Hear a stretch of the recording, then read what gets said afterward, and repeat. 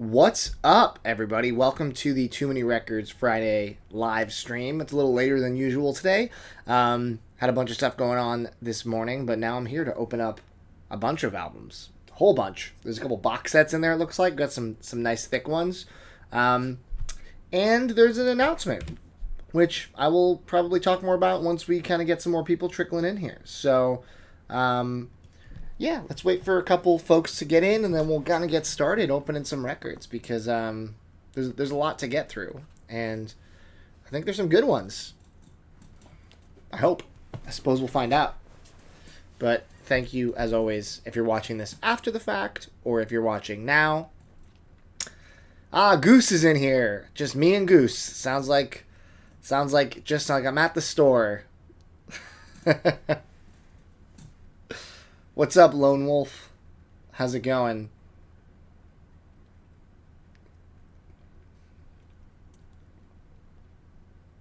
Hey, Nikki.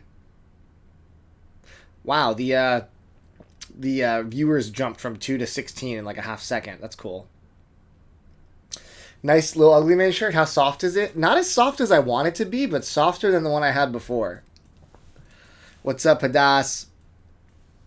What's up, Miles? Other than those two songs, do you have any other favorite Filter songs? I mean, I really like the first two Filter records, but I don't know if I have any like standout tracks necessarily I can name, but I think those are both really solid albums. What's up, Corey? Hey, Paul, you made it to one live. That's awesome. Are we going to see you at the shop this weekend? Hello, Colin. Hello, the Vinyl Channel. All right, I'm going to open a couple records. Usually it takes a bit of time for the chat to flesh out, and then I will kind of talk about the announcement I have for today, which is really cool. But let's open up some of these old things, you know? Let's see what's in here. I don't even know.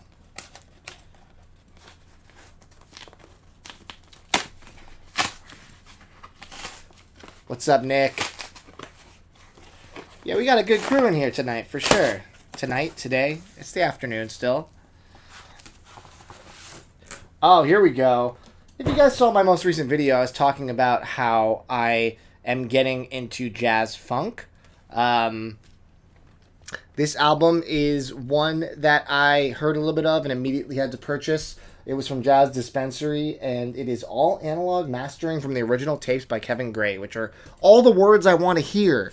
But this is Johnny Hammond's Gears, which is a jazz funk masterpiece, and it's because it's produced by Larry Mizell. Larry Mizell and his brother produced a ton of records in the 70s especially. A lot of the biggest kind of like, you know, Bobby Humphrey and Donald Byrd from that era were produced by them, and they just had this sound in the 70s that was so iconic. And this album is fantastic. Rather than going for an original, the fact that I saw there was a Kevin Gray available, from the original tapes, I feel like it was a no-brainer. This was really affordable. It was on Jazz Dispensary's site, so very excited to give this a listen in full, and hopefully it sings the way I want it to. But yeah, really kind of in my jazz funk era right now, and ain't nothing wrong with that. All right. Let's see what we got here. Oh, I think this is one I can't talk about. I hate when I pull out the video game ones that I'm not allowed to talk about because of like embargoes. But let's go to this one instead. It's so secretive, guys. It's like the Secret Service over there.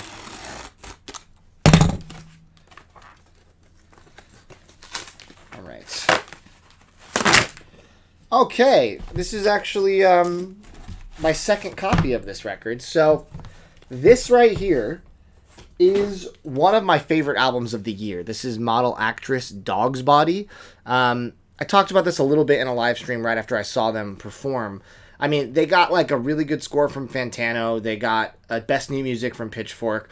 It's kind of like this post-punky LCD sound system, talk singing, health, industrial kind of pulsating, really catchy album that I can't recommend enough. I bought this is the second press on blue vinyl. I bought this at as a pre-order the second I heard about them, and then I saw them live at the Doug Fir here in Portland, and the show was phenomenal. Really, really, really good and memorable, and they actually had the first press on tour with them, so I picked up one of the first press, and now I have the second press too. Do I need 2 copies? Probably not. It's a good thing I own a record store. But yes, if you guys have not heard this album, please do yourself a favor and listen to it. It is really unique while also wearing influences on its sleeve, and it's just so damn good. It's so good. Trust me on this one. Model Actress. I think they're going to be huge. What's up, Caleb? All right.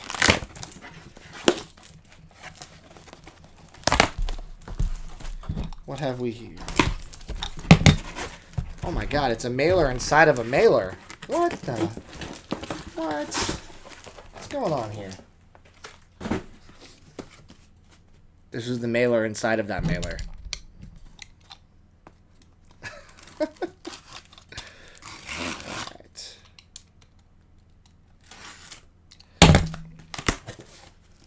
And this was a splurge that I feel like I'm gonna have trouble explaining. So this is Nick Mathis. Make Some Kind of Magic. Is that the name of the album? I forget that's the name of the album. That's like the single from it. But anyway, I got this record in a collection before opening, and I had no idea what it was. And upon looking it up, I realized it was a private press soul jazz record from 1986. And I really, really liked it. But I saw it went for big money online, and was also very obscure. So I sold it in store. I'm not quite sure, like, how often this comes up for sale. The sales history is pretty limited, even though they sell for pretty big money.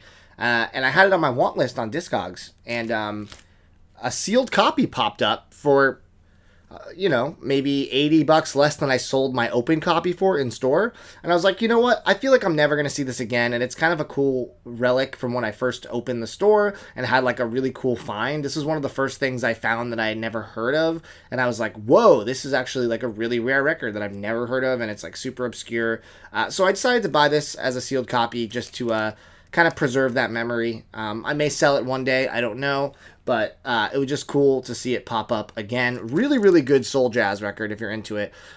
This is a song that's Little Sunflower. That's a pretty well-known song that they cover, and the version on here is really nice. So, yeah, Nick Mathis, Make Some Kind of Magic. Definitely check it out. Oh, this is a big boy.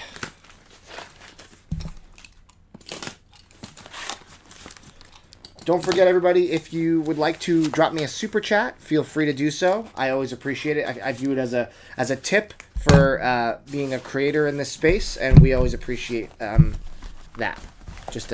I'll answer your question also to the best of my ability if you do drop me a super chat.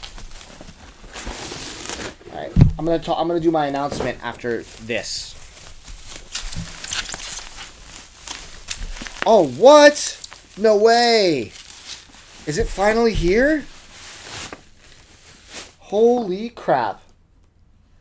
I ordered this ages ago. This is the Best of 2022 Lo-Fi Records, aka Lo-Fi Girl, compilation. It's a box set of 10 discs of lo-fi. I have been dying to get this in because I had no idea if the tracks on this box set were overlapping with the compilations that they had put out, because they put out this box set for sale and it sold out very fast, as all the Lo-Fi Girl does, because it was 500 copies. It's numbered out of 500, which is really cool. This box is like one of the heaviest box sets I felt in a while, 10 discs, but I'm super curious, and I won't do it on stream because it'll take too long, but I would love to know how much overlap there is with the compilations, because I have probably 7 or 8 different comps from, like the 1 a.m., the 2 a.m., like the Sleepy Nights, or whatever they're all called. I have a bunch of those, but I would love to just have the box set and then sell those comps in the store, because I think they're really cool to have in a shop. And everybody loves lo-fi. but this is awesome. This is so heavy. It's actually hurting me. I'm super curious to see the track list, and I'm also curious to hear the sound quality. How often do I actually spin them? Good question, Yunosh. How often do I spin anything? With 3,000 records, I spin almost nothing that often. So probably that's the best and most realistic answer to your question. We're collectors and addicts. Come on, you know better.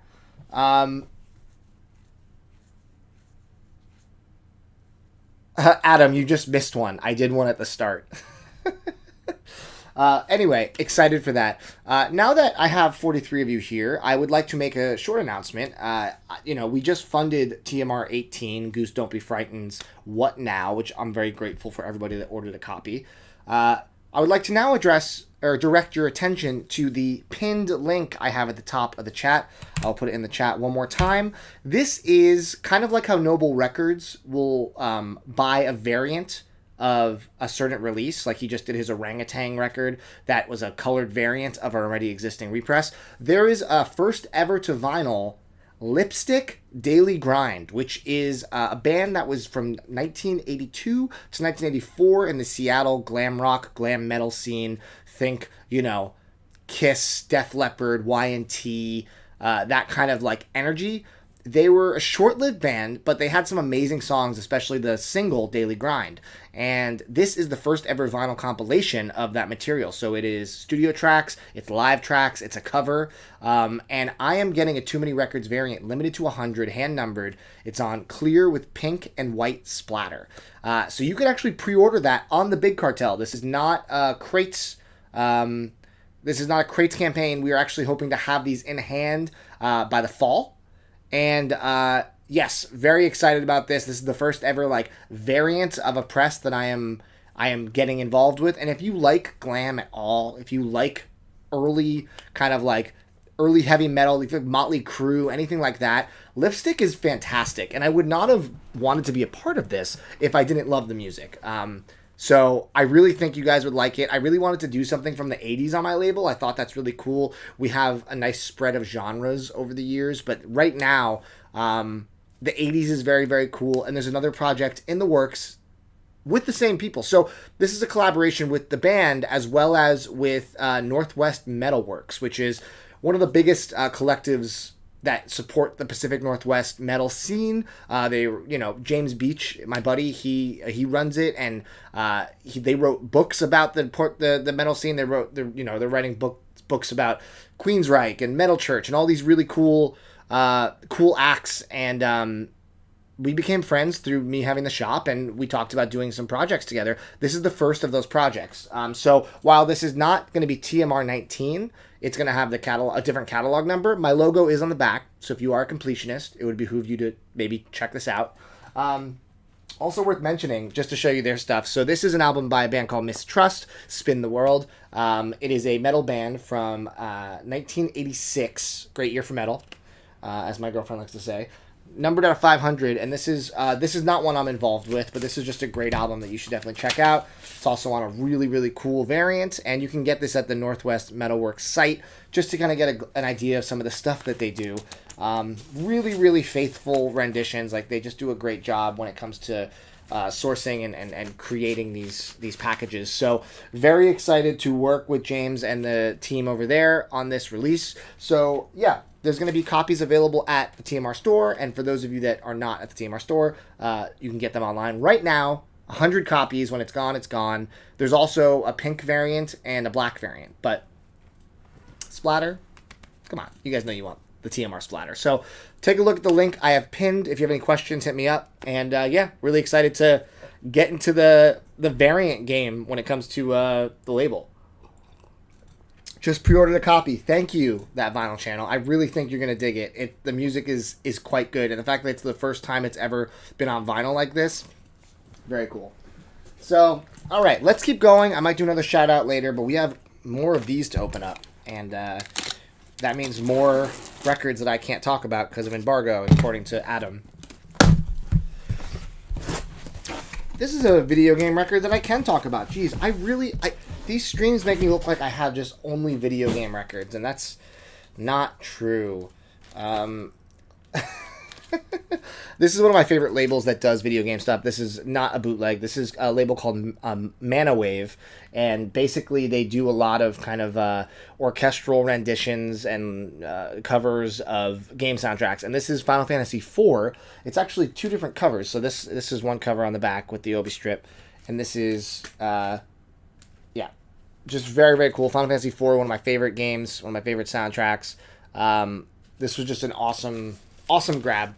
Don't have too much to say about it, but I'm a Final Fantasy super fan, so you know I was gonna be ordering that.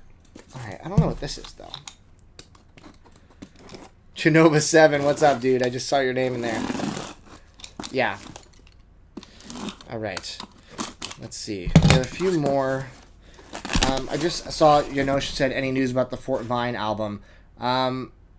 I think that the Milk album's going to be shipping before the Fort Vine record, and the Milk should be shipping anytime now, soon, very soon. So, TBD, but no news concretely about that. Oh, here we go. This was like a really unexpected, just a really unexpected repress. That was kind of cool.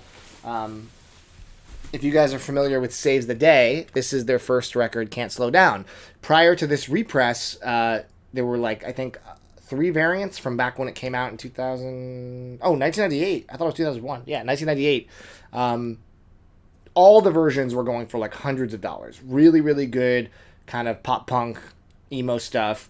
And I never thought this would get a repress for some reason. I just thought that it would just take forever, if ever.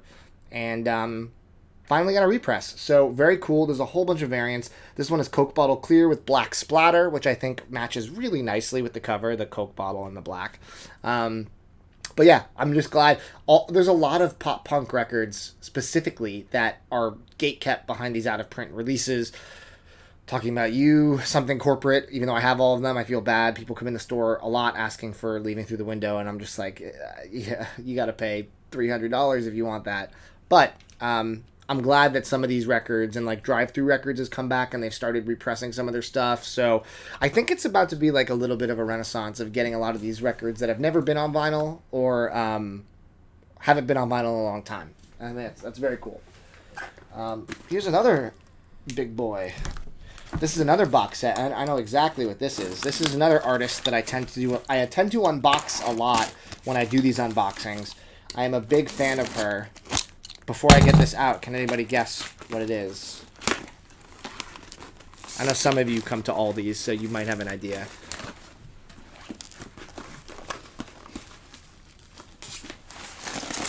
Nicholas. I can always count on Nick. I can always count on Nick. Nick is correct. This is someone I would love to go see live, but I don't think she's ever performed out of the UK. This is Sabrina, the Teenage DJ. One of my favorite artist names of all time. And this is the Charmed box set signed by the DJ herself. What up? Love. It's a nice kind of soft touch box. I just love the aesthetic of all of these Barbie dream home or really kind of odd 90s uncanny valley art style, whatever this may be. Really stoked. Everything is on black vinyl, but that's okay. It's a lot of... So this album is extremely long. This album's 3 hours long. But if you like... The way I describe her music is it's kind of like a mixture of synth pop and deep house and down tempo and pop. It's like the Avalanches if they were poppier. So the Avalanches can get a little experimental and kind of techie at times, but this is just kind of plunderphonic-y while being kind of saccharine in a really good way. Just a very, very good, just a great artist, just a big fan of what she does. So basically anytime she puts up something for pre-order, I tend to get it because she doesn't really miss. I mean, some stuff's better than others for sure, but they're all fairly limited, and if you don't get them now, you get them never. So it's kind of one of those scenarios where you just have to kind of trust that the music's going to be good. Another big boy. All right. Another big boy. What could this one be? Hey, what's up, Corey?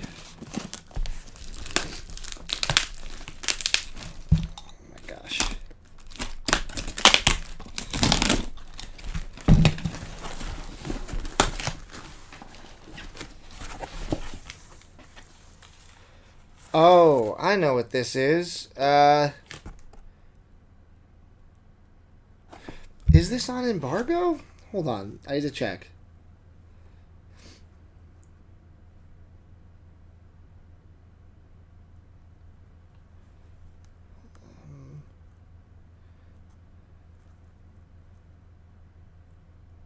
This is not. I can share this. Sick. So this is a video game series that I truly love, and this is unofficial, of course. The sequel to this game is actually in my top 10 games of all time, and the music for it's phenomenal, so I really, really hope... I say phenomenal a lot. It's a good word. I really, really hope that whoever did this will do the second one. But this is a game called Lunar Silver Star Story Complete. It is an RPG for the, I guess it was originally on the Sega CD, but it was popularized more so on the PlayStation. It's gotten ports on Game Boy Advance and some other, I think DS maybe. Just a phenomenal game when it comes to characterization, story, gameplay, just every aspect you want from an RPG. It's beautiful, and I just love the packaging of this. It's so nice. So Lunar 2 is one of my all-time favorite games. It's called Lunar 2 Eternal Blue, and yeah, my hope is that Lunar 2 Eternal Blue happens at some point, because that music in that, I actually still own the CD that music came in, because it's just that damn good. Yeah, Lunar 2. One day I'll have that. But I know that's pretty niche. That was for you RPG fans in here who enjoy a nice Japanese role-playing game, as I do. One of my favorite ways to unwind after a long week is to dive into an RPG. Save the world with your friends. Anyone else? I own a CD. Yeah, I don't play it though, Nikki. I don't have a place to play it, but I own it. Good Lord, another one? Are you kidding me? I'm starting to become a meme at this point. Oh my God. Okay. Mega Man Battle Network 3. I like this series, Mega Man Battle Network. It's a kind of a spin-off of the Mega Man series where you're on these grids and you kind of fight each other on grids and you can use abilities and chips. I'm done talking about video games, though. I gotta show something that's not a game or I'm gonna lose my damn marbles. It's really only when I do these streams. Role-playing games and rocket propelled grenades. You love them both. That's true. They both have their merit. All right. No more game soundtracks. I can't unbox any other game soundtrack this live stream. If I do, okay, sick. This is not. This is. Oh, this was like a Discogs buy because I just saw someone. It's like okay. So this is a Discogs buy. This is some metal. So. This is, I think, the last White Wizard record I need to complete their discography. White Wizard is a great 80s metal band that kind of is inspired by Iron Maiden. You can kind of tell by the art. They're trying to do like Eddie a little bit too. But this is the last one I needed. It's called The Devil's Cut. And is it colored vinyl? I think it might be. Looks like it's white vinyl. It doesn't pop up that often. But I grabbed it, and I happened to notice while I was buying it, there were a couple other cool things in their shop. So, is that undead lady riding a zombie sloth? I don't know if that's a sloth. It looks just like some kind of demon, and then it's another demon. Hey, Jeff, thank you so much for the super chat, my man. Just got back from Amoeba Records of the Good Haul. What are some of my favorite finds I can remember getting there? I mean, I lived 10 minutes door to door from Amoeba for 7 years. So I used to go every week, at least once a week. I would make special trips on the way home to go if it was slightly out of the way. I would go all the time. I think my favorite find I ever found there was the most unexpected find, which was I was digging through their Flaming Lips section in like the bins, and I pull out for $30, and this was probably 2015 or 16. I pull out the Flaming Lips hand-poured cover of In the Court of the Crimson King by King Crimson, which at the time, and I think still is, a $200+ record. And it was $30. It was $29.99. I looked at it. I didn't see anything wrong with it. Just an insane... Someone made a huge mistake. And I just like... It was one of those moments where you pull something out of the bin, you're like, I can't believe this is here, and that it's not on the wall, and that it's priced at this... Amoeba was full of those kind of surprise and delight moments back in the day. I feel like the new Amoeba, while it's still a great store, it doesn't... Every time I've been, there haven't been as many surprising moments of finding really, really unique things that are kind of rare and in the bins. It's more so just finding good things because it's a good store. But that first Amoeba Hollywood location, I mean, that's where dreams were made of. And, you know, I do miss it. But yes, what kind of stuff, what was your favorite find, Jeff? All right, so also from this seller, I bought this record, which I didn't know anything about.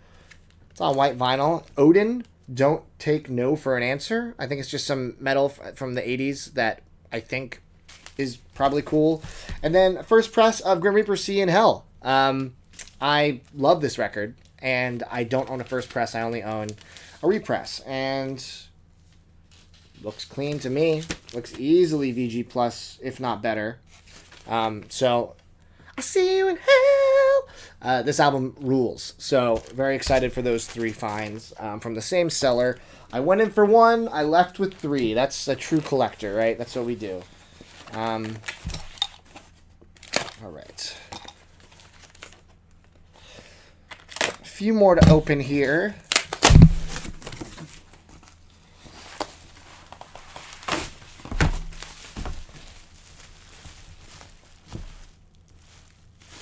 What? Did I order more copies of Saves the Day? Maybe I ordered one of every variant? I don't think I ordered two of these. This is two more copies of the Saves the Day. Black and white mixed vinyl, not the same variant as the other one. Maybe I ordered these and forgot. Maybe I got one for the shop. I don't remember. That's too many copies, though. That seems like a mistake. Sometimes I just get sent things, too, like, by accident. Like, labels will just accidentally send me more copies than I ordered. But, you know, I don't know. All right. What have we here? Ah, yes. This is cool. So, I'm a big fan of Lil Peep. He passed away. Rest in peace. He kind of does trappy, emo, rap, pop. He was part of the Goth Boy clique before he passed away. And I got to see him perform live at a festival that Lil Ugly Mane also played at in LA. Very cool show. I remember at that show, he wowed me with his stage presence and everything about him, and it kind of put him on my radar. And then he passed away, which is extremely tragic. I mean, it shouldn't have happened. And this is one of his best tapes for sure, Crybaby. And I remember being bummed that this wasn't on vinyl. Some of his other new stuff after this was, but this got a bootleg that I almost bit on multiple times for like $50, and I decided, no, I'm gonna hold off. And then they announced for the anniversary of it, his estate did a repress, proper 45 RPM. Glad I waited. I think they were like $35 each, so official copy for cheaper than the bootleg. That's what I'm talking about. So rest in peace to the great Lil Peep. You will always be remembered. Really, really good music. Really, seemingly really good dude.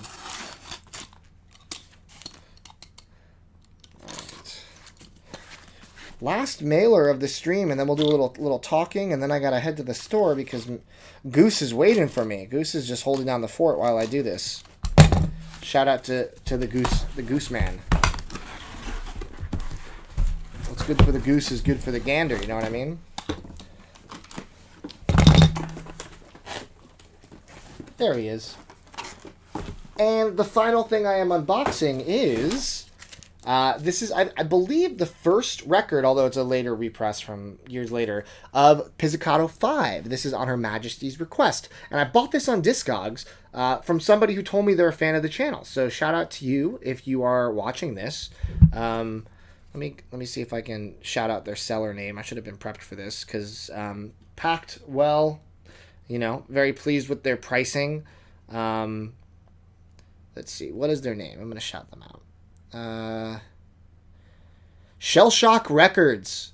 Shout out to Shell Shock Records. Check them out on Discogs. Really good pricing. So Pizzicato 5 is a really interesting band that I am just starting to get into, and I've realized, oh, this is another one of those bands that I really would love, that all of their stuff, for the most part, goes for like gigantic money. This was one that's actually not crazy unaffordable. But basically, Pizzicato 5 is a Japanese band. It's kind of an exotica lounge, down tempo, poppy. It's very reminiscent at times of Stereolab, but very consistent from what I've heard. Basically, every album I've heard is excellent, and I would really like to get more into their stuff. But dude, every album is like $200 shipped from Japan. Like, it's like very, very hard. But this one is their first record, really cool. Some of it sounds like it's kind of like a Bond theme song stuff, and then it's like kind of jazzy and then bossa nova-y. It's really good, and I really enjoyed. As lame as this cover is, I feel like it's just like, this is way too much big text. The image should have been bigger, but very stoked to own this, and I hope that they do represses. I don't need first presses. I just want a press. So my hope is that they start to repress them. Maybe Record Store Day, that could be good, or we do a box set or something to be able to get some of those out of print ones, because there's at least 6 of them that go for like $200+. And at that point, it's like, what are these labels doing? Make a box set, make some money. People will buy it. People want it. So that is the unboxing for today, but I will do some Q&A for a little bit before getting ready to head to the shop. If you've just joined me here, welcome. If you click the link at the top of this screen, it'll link you to the latest release that Too Many Records, the label, is doing. It is in conjunction with Northwest Metalworks. It's a glam rock, glam metal record called Daily Grind by Lipstick. Really, really good. 100 copies, clear with pink and white splatter. Truly 100 copies. Once they're gone, they're gone. This isn't a crates thing where you can order as many as you want. Like, this is a finite amount. So if you're local, you can grab it at the shop once it's in. Otherwise, pre-order it at the link above. And let's do some questions or some super chats. I appreciate Jeffrey's super chat. If anyone else has a super chat, I will gladly take it. Otherwise, let's just do some regular questions. 99 copies. That's true. There are 99 left. Well, there's less than that because I'm going to get one. And I think there was one order that I saw before you. I haven't posted about it yet. So I think there's 97 copies left, guys. Hadass, you bought the Clearaudio Concept and the PM7000N? That's what's up. That's the combo right there, my man. Hell yeah. You know how it works. The Marantz and the Clearaudio, the dream duo. Love that.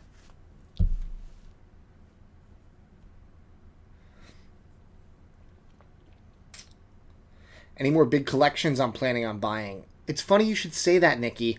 Someone reached out to the store yesterday who's seen the channel, and they live across the country, but they have a lot of records, I think about 2,000, and they want to sell it all. And it's all really good, interesting stuff. This is not a collection of junk. This is a collection of good things in good condition. So I am in negotiation with them. I would like to get it all. Fingers crossed. Let's hope we can agree on a price that makes sense for everybody, and then logistics will figure themselves out. But yeah, it's the next potential big thing for the store. And if we get it, it's going to be awesome. So, fingers crossed. Do I digitize any of my vinyl? I do not. I don't mess with digital, like USB, like turntable stuff. For me, it's like if I'm listening to something, if I'm listening to my vinyl digitally, I'd rather just listen to an MP3. Like, I don't know. Part of the ritual, part of the why I love vinyl is the ritual of actually using my turntable and whatnot. Besides Discogs, what other websites do I check every day for vinyl? Every day I check Discogs, I check Reddit vinyl releases, and Facebook. Those are probably the big sites I check for vinyl every day. Hey, what's up, Scotty? My last video was a great one. Glad I'm getting into jazz. Thank you, Janosch. I don't know if I'm ever going to get into more of the traditional jazz stuff, the kind of like modal. I think I said this in the video, but like the modal stuff, the like hard bop, like all of that kind of like. I struggle with still Miles Davis, Mingus, Coltrane. Like I'm not a huge fan. Coltrane actually, I'm starting to get a little into, but it's tough for me. I think over time I might get more attuned to it, but right now I'm kind of sticking in the jazz that has another element that I can tangibly grasp onto. For example, jazz funk. I love funk, so it's kind of like okay, I can wrap my head around this. Vocal jazz. I like vocalists, so I think that helps add a texture that isn't there in some jazz. So it's getting there for sure. You just discovered the Distant World Orchestra from Final Fantasy. It's amazing, but quite expensive. So I'll tell you two things about that, Felix. One, last I checked, a couple of the volumes are still in stock on the Distant World store, so don't pay aftermarket prices if you could just buy them from the store.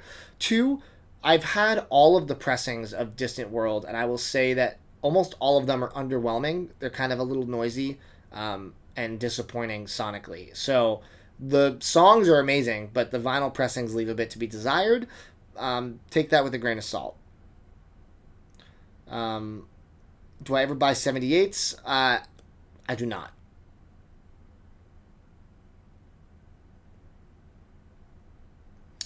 Did I get the Joe Hisaishi classical compilation that was released today? I did not. I mean, I really enjoy a lot of Hisaishi's music. I feel like I don't need to have... I'm not a completionist, and I haven't seen all the films either. I've only seen a couple of them, so I did not. But it's not to say that it's out of the question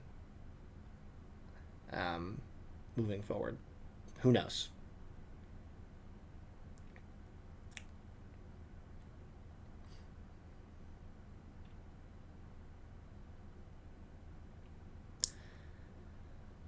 Oh, Ryo Fukui. I don't know how to pronounce that, but I have heard a bunch of his stuff, and I do enjoy it. Although I don't enjoy it as much as everyone else does. I feel like people say it's like a masterpiece, and I enjoyed listening to the records. I don't think they really blew me away, personally. Top 3 albums. Well, Mike P. I did a series a couple years ago of my top 100 albums of all time, so you can actually watch a video where I talk about my top 5. So go check that out. Help me justify all the time that I put into that series.